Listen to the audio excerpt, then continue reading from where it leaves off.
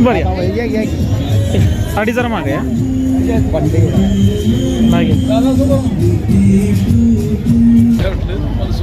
ज्योतिर्मय फाउंडेशनच्या वतीनं गेली 12 वर्ष सातारा शहरामध्ये एक महोत्सव आयोजित केला जातो. त्यात विशेषतः बचत गटाच्या ज्या महिला काम करतात त्यांचं जे प्रोडक्ट्स आहे त्याला एक बाजारपेठ देण्याचं काम होतं.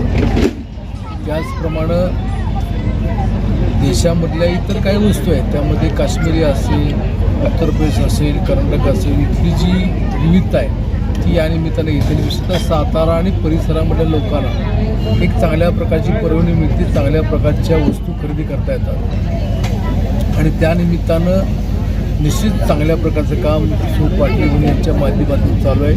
या सर्व उपक्रमाला मी अतिशय मनापासून शुभेच्छा देतो. आणि 12 वर्ष हे काम चालू आहे. इथून पुढे सुद्धा याहीपेक्षा अधिक गतीने काम चालू राहील. त्या सर्वांसाठी मी शुभेच्छा देतो. साहेब काय सांगाल दादा?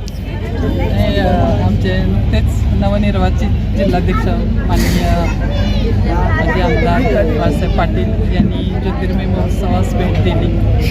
खूप आनंद झाला कारण 12 वर्ष झाली आपण ज्योतिर्मय महोत्सव भरवत असतो.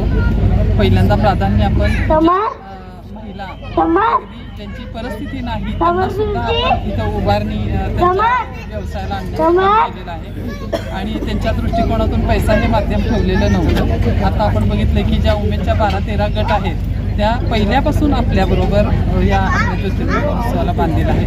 मुळात ज्योतिर्मय फाउंडेशन हे महिला सक्षमीकरणावरती काम करतं.